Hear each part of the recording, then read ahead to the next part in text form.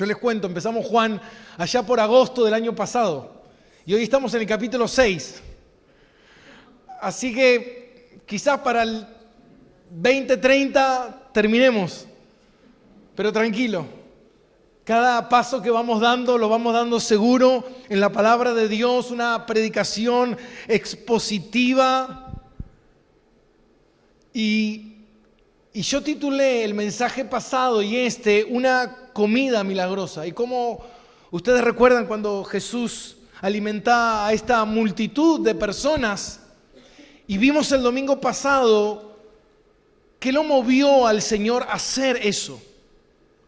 ¿Por qué el Señor no se reveló a la gente de otra manera? De una manera más adventure, pudiéramos decirlo, más los Vengadores, el Señor volar, levantar objetos, tener superpoderes como muchas veces vemos a los niños hablar de eso. Pero en cambio el Señor, todo lo que Él hizo para revelarse quién Él era, todo estaba en la necesidad de la gente, en suplir las necesidades de las personas. Y de esa manera Dios mostró su compasión no solamente por el creyente, sino su compasión por todos. Por eso hoy se conoce en teología lo que es la gracia común. ¿Qué es la gracia común? La gracia común es que hoy te hayas levantado. La gracia común es que hoy respires. Eso es la gracia común. Y a veces la gente lo ve como algo insignificante, como algo, es parte de la vida. No, mi hermano, la vida es Cristo. Cristo dijo, yo soy la vida. Entonces, si tú vives, es porque Él quiere. Pudiéramos decir en este momento, tú pudieras decir, bueno, fulano de tal, la peor persona de la tierra, el ser más malvado, y yo creo que se le deben venir muchos a la mente a usted. ¿Cómo puede ser que ese ser esté vivo? Ese ser está vivo porque Dios quiere. Porque Dios lo está bendiciendo con gracia común. Ese ser hoy va a ser bendecido, ese ser va a respirar, ese ser va a comer, ese ser va a dormir. Y uno pudiera pensar y decir, ¿qué clase de Dios es ese? Es un Dios compasivo. Porque cuando Él vio a las multitudes venir, dice que Él se compadeció de ellas. Como oveja que no tiene pastor, dicen los evangelios sinópticos. Y dice que se compadeció de ellas. Pero sabía que esta gente, mi hermano, no creía en el Señor. Como cuando sanó al paralítico del estanque, que no creía en el Señor, aunque cuando el Señor se reveló a él y le dijo quién era el que lo había sanado, tampoco creyó en él. Pero igual el Señor lo sanó. La compasión del Señor, la compasión por revelar su naturaleza, su carácter compasivo frente a las necesidades de los hombres. El Señor es invitado a unas bodas y en esas bodas se quedan sin vino. La reputación de los novios hubiese sido devastadora para ese tiempo de la sociedad. Pero también para los invitados que estaban ahí, que dijeron, se terminó la fiesta. El Señor dijo, no. Y suplió, porque vio una necesidad. Ese es Dios. Es un Dios, hermano, de compasión. Es un Dios de misericordia. Y dice la palabra así en Juan capítulo 6, versículo 1. Dice, después de esto, Jesús fue al otro lado del mar de Galilea, el de Tiberia, y le seguía gran multitud, porque veían las señales que hacía en los enfermos. Entonces subió Jesús a un monte y se sentó allí con sus discípulos. Y estaba cerca la Pascua, la fiesta de los judíos. Y cuando alzó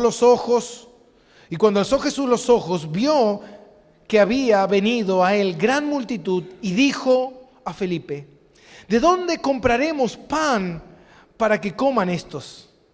Pero esto decía para probarle, porque él sabía lo que había de hacer. Presta atención. Felipe le respondió: 200 denarios de pan no bastarían para que cada uno de ellos tomase un bocado. Y uno de sus discípulos, Andrés, hermano de Simón Pedro, le dijo: aquí está un muchacho que tiene 5 panes de cebada y 2 pececillos. Mas, ¿qué es esto para tantos? Entonces Jesús dijo: haced recostar la gente. Y había mucha hierba en aquel lugar, y se recostaron como un número de 5,000 varones.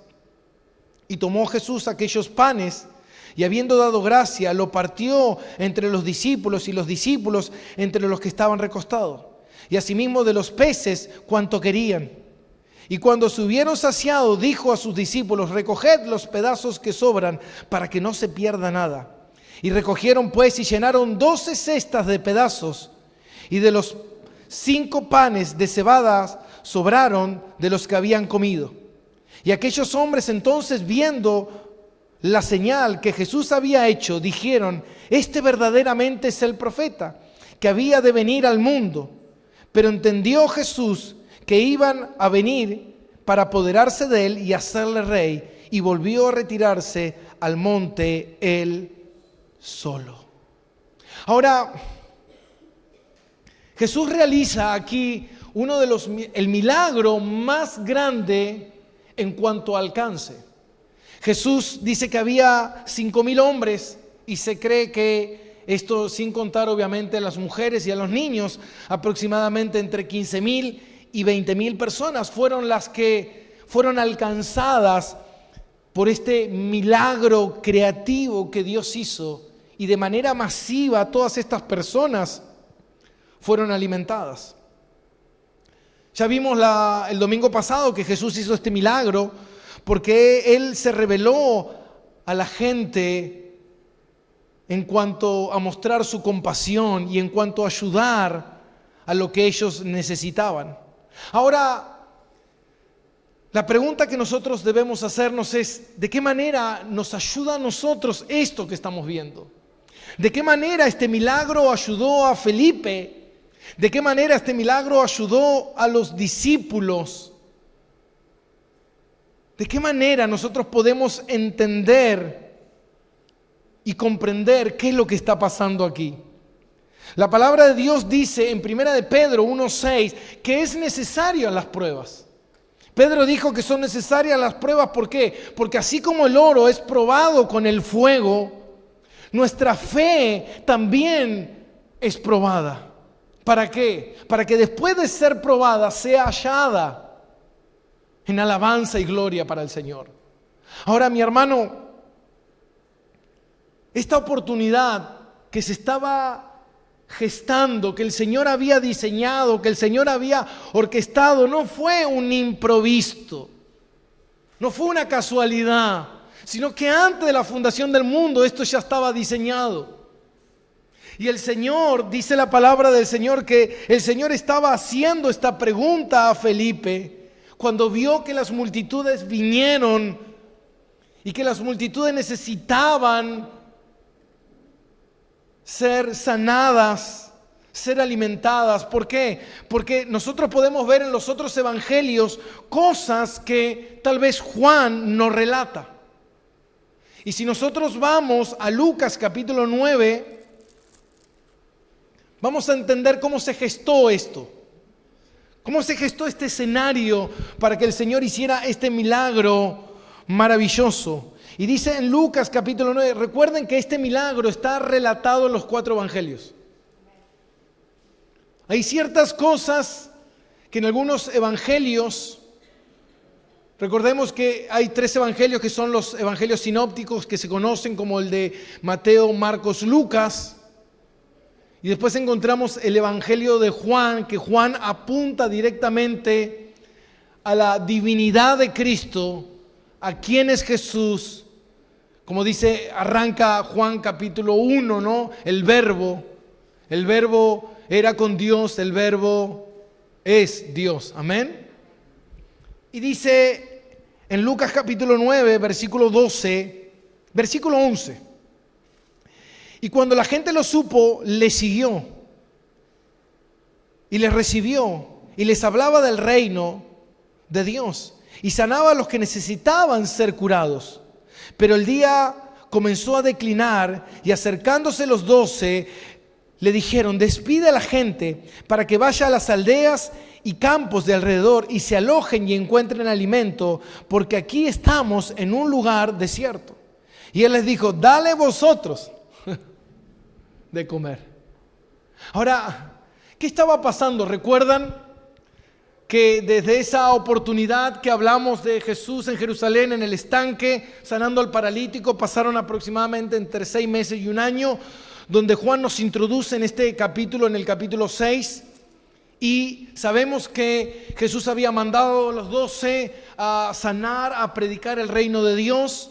La muerte de Juan el Bautista ya había ocurrido y muy probablemente Jesús estaba apartando a un lugar apartado para tener comunión con sus discípulos, para hablar sobre la tarea misionera que habían hecho y esas cosas, pero la gente se entera que Jesús está en ese lugar y la gente va en multitud a ese lugar donde Jesús estaba. En ese momento, cuando Jesús los ve, Él se compadece de la gente y Él empieza a orar por los enfermos, Él empieza a predicarle el reino de Dios, pero al llegar la tarde, hermano, imagínense, 20,000 personas, es como un estadio lleno. 20,000 personas, estar todo el día ahí escuchando a Jesús, viendo lo que Jesús hacía. En ese momento los discípulos empezaron a desesperarse. ¿Y qué hacemos ahora? ¿Y qué va a pasar con esto en este momento? Entonces ellos, ¿qué hicieron? Fueron a Jesús y le dijeron: bueno, Señor, despide a la gente, porque se acerca la noche y ¿qué va a pasar? Por lo menos que la gente tenga la posibilidad de ir a un lugar y ver si encuentran comida. Y cuando Jesús les dice: bueno, denle ustedes de comer, o como cuando Jesús le dice a Felipe, le dice: ¿dónde compraremos pan para que coman estos? En ese momento, mi hermano, la mente humana empieza a activarse. En ese momento de crisis, en ese momento de duda, en ese momento de prueba, en ese momento de dificultad, la mente humana empieza a moverse. Y yo me imagino que Felipe en ese momento, cuando el Señor le dijo: ¿y de dónde compraremos comida para esta gente? ¿Cómo haremos para alimentarlos a esto? En ese momento Felipe, yo calculo que empezó a hacer números. 200 denarios. Hermanos, 200 denarios era aproximadamente el sueldo de 8 meses. Y dice: tenemos 200 denarios, hay 20,000 personas. Y si vamos a comprar y conseguimos todo el alimento, no hay ni una miga para cada uno, creo. No alcanza. No alcanza ni siquiera para un pequeño bocado para alimentarlo. Ahora, los demás empezaron a proponer soluciones. Bueno, despide a la gente, que cada uno vaya a su casa. No, bueno, pero ya es tarde, imagínense que no van a llegar. Allá era caminar y caminar días enteros. Si van a una aldea lejana, cercana, que te caigan 20,000 personas, no funciona. Muchas veces, hermano, a mí me pasa en el negocio que a veces viene una mamá que la mandan del jardín, dicen así de imprevisto. El jardín va y le dice: bueno, consigan, mañana vengan con un pañuelo color naranja. Y viene la gente y me dice: ¿tenés un pañuelo color naranja? Y sí, tenemos 2 o 3. Y viene la segunda, viene la tercera mamá, la cuarta mamá, y ya el resto se quedaron sin pañuelos. Yo digo: ¿por qué no avisan antes? ¿Qué negocio puede tener 100 pañuelos color naranja para proveerle a toda una escuela? No existe. Ahora de repente ellos estaban en una situación que había que alimentar. Jesús dice, hay que alimentar a los 20,000. Y pero ¿cómo vamos a hacer? En ninguna aldea podrían alimentar a 20,000 personas. No habría el alimento necesario, porque ni siquiera para la misma aldea podrían alimentarse. Ahora, todo el mundo empieza a especular. Yo me imagino que así como Andrés, que consiguió los panes y los peces, habrá estado recorriendo a ver quién tiene algo para comer. Imagínense que lo que consiguieron fue poco y nada. Yo pensaba cuando escribía esto, digo, ¿y si yo estaría ahí, qué le hubiese dicho al Señor? Yo le diría, Señor, santidad puro, ayuno a la multitud, dile a la gente que hay que ayunar. Esa sería la más fácil, sacarte el problema de encima. Pero ¿sabe qué, mi hermano? Así somos nosotros. Ahora piense por un momento que estos discípulos que estaban ahí eran los discípulos de Cristo. Hombres de fe, hombres de Dios, hombres que conocían la palabra de Dios. Hombres que conocían el Antiguo Testamento, hombres que conocían la historia de la nación de Israel y cómo Dios los había sostenido por 40 años en un desierto. ¿Se imagina usted eso? Dios sostuvo a un pueblo de 6 millones, como algunos creen, en el desierto donde no crece una hoja, donde no crece un tallo, donde no hay un pez, donde no hay un conejo. Alimentar a 6 millones de personas durante 40 años, donde no hay una tienda para comprar ropa. El Señor ni siquiera les permitió que sus vestiduras se envejecieran. Ese es el Dios que tenemos. Ese es el Dios que enseña la Biblia. Ese es el Dios que los discípulos conocían. Ese es el Dios que ellos venían de predicar. Ellos venían de predicar, mi hermano, y ver señales, milagros y prodigios, porque dicen los otros evangelios que cuando se reunieron con el Señor estaban sorprendidos contándole las maravillas que Dios estaba haciendo. Ahora de repente, hey, el que está acá contigo es Jesús. El Dios encarnado, el Verbo hecho hombre, está acá contigo.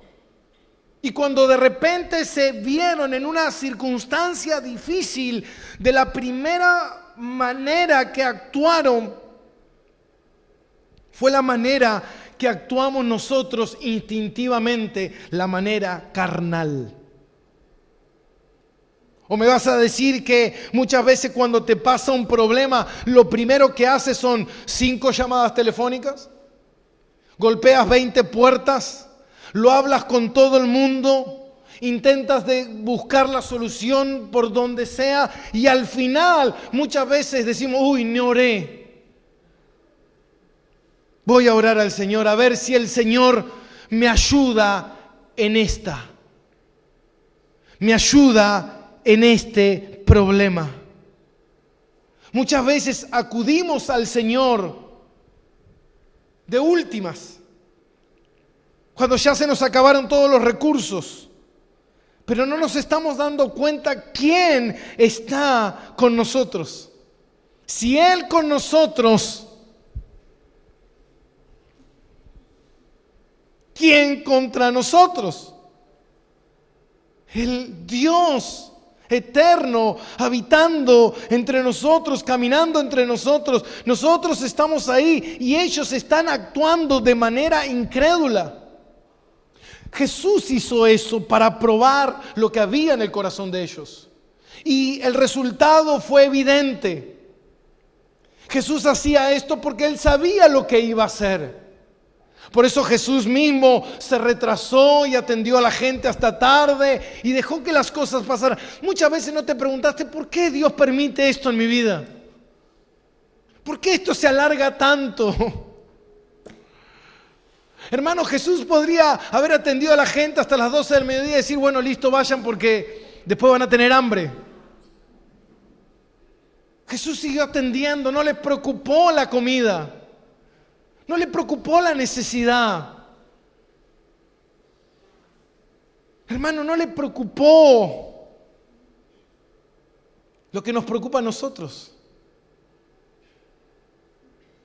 Esos temores constantes del futuro, y si voy a tener, y si no voy a tener, y qué va a pasar, y qué va a suceder con esto, y qué va a suceder con lo otro. No, porque yo veo el país, yo veo esto, yo veo aquello. Ahora la pregunta es,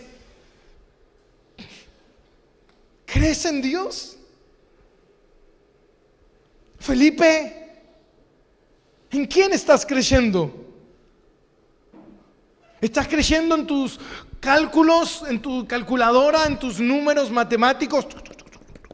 A ver si saco cuenta y ahorro de acá y pongo acá, y no, porque si hago esto no va a alcanzar para lo otro.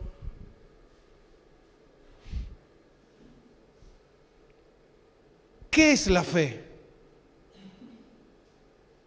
¿Alguien sabe?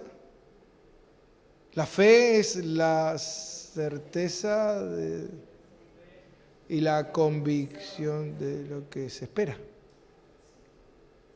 Quizás deberíamos escribir ese cartel en casa, ¿no? Y cuando nos levantamos a la mañana en la pared, fe, esto es fe. Yo vivo por fe. Yo creo en Dios y tengo fe. Lo que Dios me dio es fe. Apaga el noticiero. Corta con las noticias.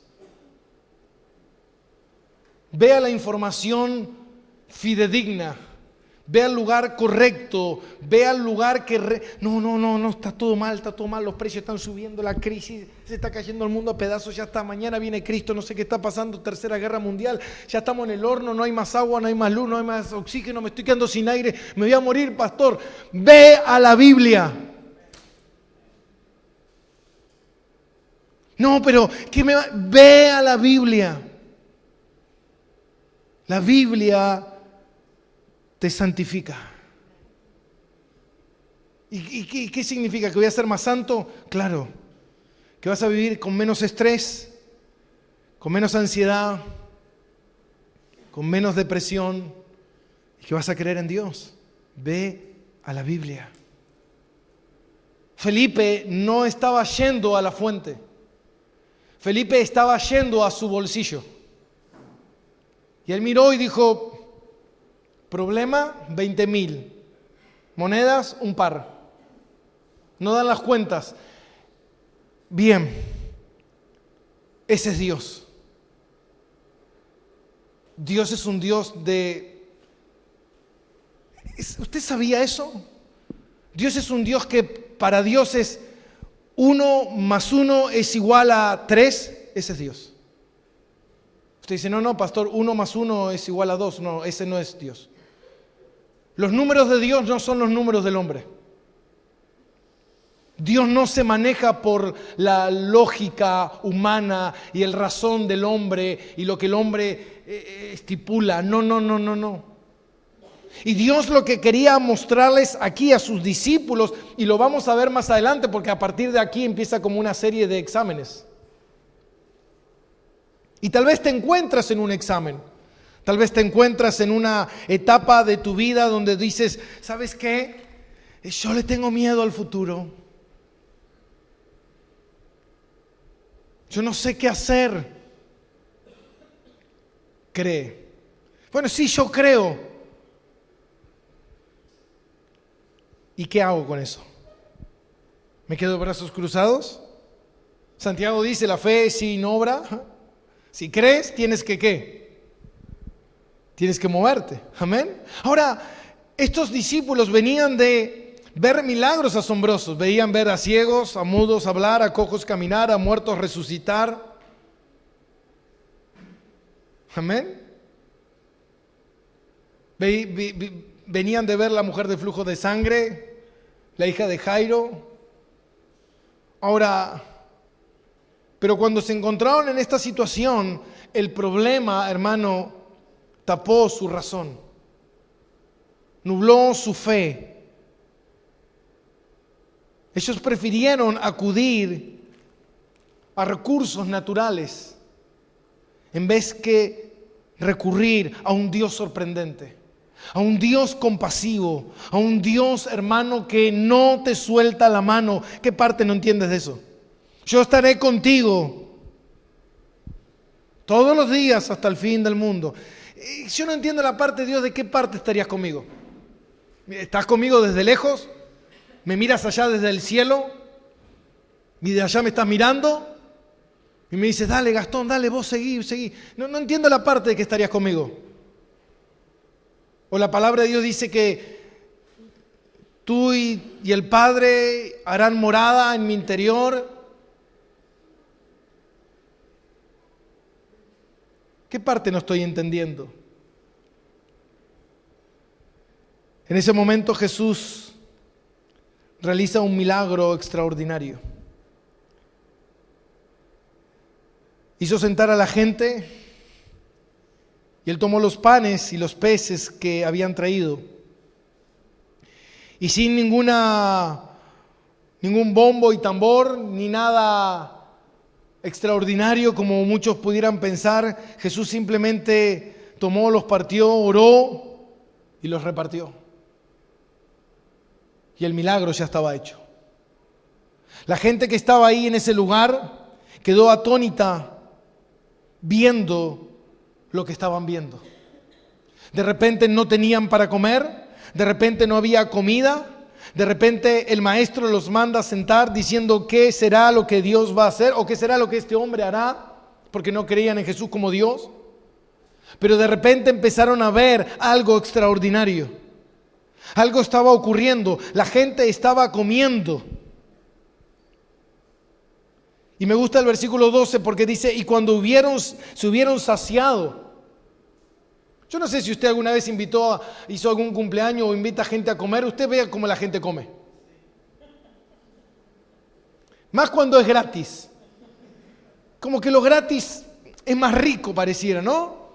Y la gente come por hoy, por mañana y por pasado. Y si puede se guarda y dice, me da una porción para llevar porque no vino el José y le quiero llevar una porción de torta, no me da. Mentira, se lo quiero comer en la casa con un té después de la tarde. Porque ya no le entra más nada. Si no se lo hubiese comido. Ahora, dice que se saciaron, hermano. ¿Usted sabe lo que significa eso? Esta gente tenía hambre, esta gente comió, porque cuando Dios hace algo extraordinario. Dios no hace las cosas a medias. Dios no hace las cosas para que la gente tenga hambre a mitad de camino.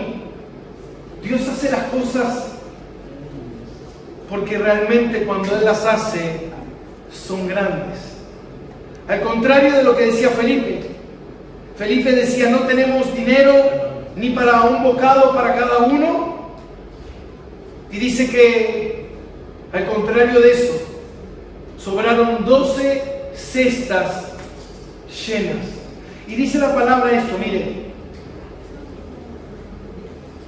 Y cuando se hubieron saciado, dijo a sus discípulos, recoged los pedazos que sobran para que no se desperdicie nada. Hermano, no porque sobre significa que hay que desperdiciar. Uno como un hijo de Dios tiene que saber cuidar. Amén. Dios nos manda a cuidar. Y dice, y recogieron pues y llenaron 12 cestas de pedazos de los 5 panes que había.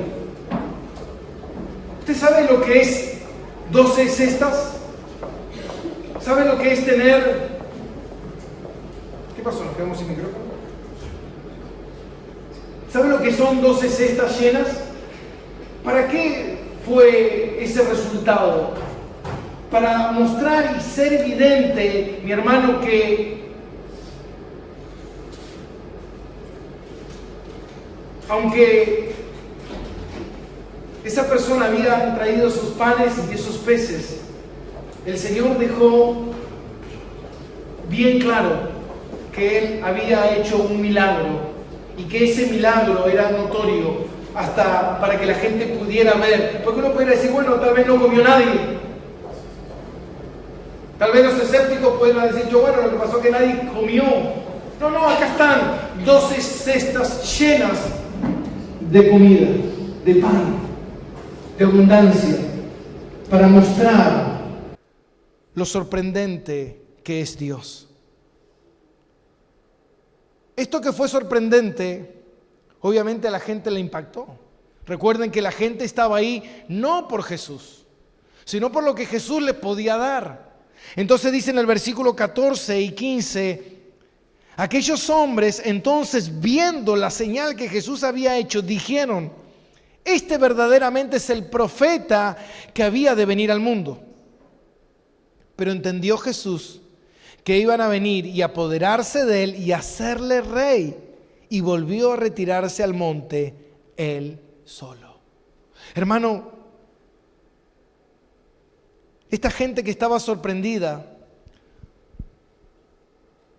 en ese momento ellos recordaron a Moisés y recordaron el maná y recordaron, hermano, que lo milagroso del desierto y cómo Dios sostuvo al pueblo. Esta gente que estaba ahí estaba por el milagro. Esta gente no estaba buscando el perdón de sus pecados. ¿Y sabe por qué? Porque ellos estaban buscando un Mesías. Pero no un Mesías que arreglara sus cuentas ante Dios. Ellos estaban buscando un Mesías terrenal. Hoy en día mucha gente busca un Cristo terrenal. Por eso muchas veces vemos dentro de la iglesia gente que dice que es cristiana. Porque buscan a un Jesús que le resuelva los problemas. A un Cristo que le solucione sus crisis, sus conflictos. Entonces, mire esto, mi hermano. Ellos querían hacer rey a Jesús. ¿Por qué? Porque si lo hacemos rey, nunca más nos va a faltar la comida y nunca más nos va a faltar la salud. Tenemos a alguien que nos cura y tenemos a alguien que nos provee alimento. Listo, tenemos todas las cosas necesarias aseguradas. ¿No le parece algo muy común que muchas veces la gente usa ese término, que tengas prosperidad y salud? La prosperidad y la salud es un término muy terrenal. La gente todo lo ve con prosperidad de salud y financiera. Porque creemos que la vida se basa y se trata solamente de la prosperidad terrenal. Mi hermano, y Jesús fue claro y él dijo, ¿saben qué? Su problema no es lo terrenal. Su problema es espiritual. El jueves estuvimos viendo la vida de un hombre maravilloso, un hombre sin igual, un hombre extraordinario, nuestro amigo Salomón. Cuando terminamos de ver la historia, la gente dijo, yo no quiero ser igual que Salomón. Teniéndolo todo, no tenía nada. Tuvo 1000 mujeres. Mire si no se quería saciar Salomón. Y al final de su camino, Salomón dijo, esto es vacío de vacío, vanidad de vanidad. No hay nada en esta tierra, mi hermano, que pueda llenar tu corazón. Y esta gente estaba ahí porque querían un rey que les proporcionara comida, que les dé buena salud.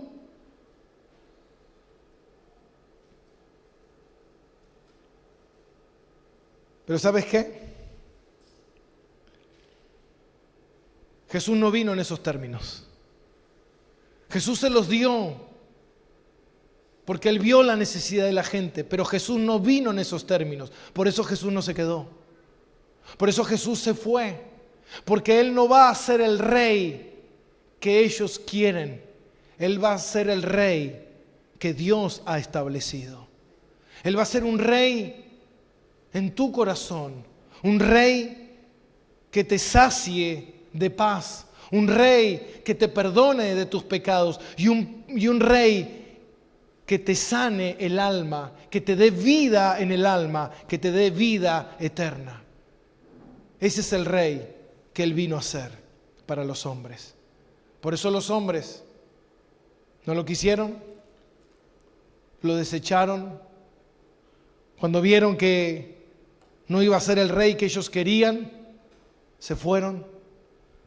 Cuando la gente, lamentablemente, mi hermano, pasa, cuando viene a la iglesia desesperada, buscando una salida, y cuando la encuentran,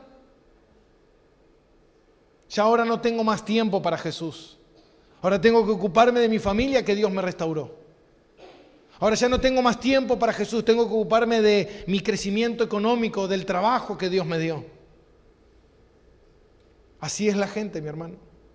Cuando tú buscas un Mesías terrenal, cuando tu problema se soluciona, la gente se va.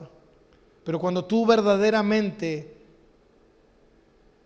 vienes a buscar a un Rey, a un Mesías, que perdone tus pecados, que limpie tu vida, que sane tu corazón, ese Rey siempre va a ser tu Rey, siempre. Amén. Oremos.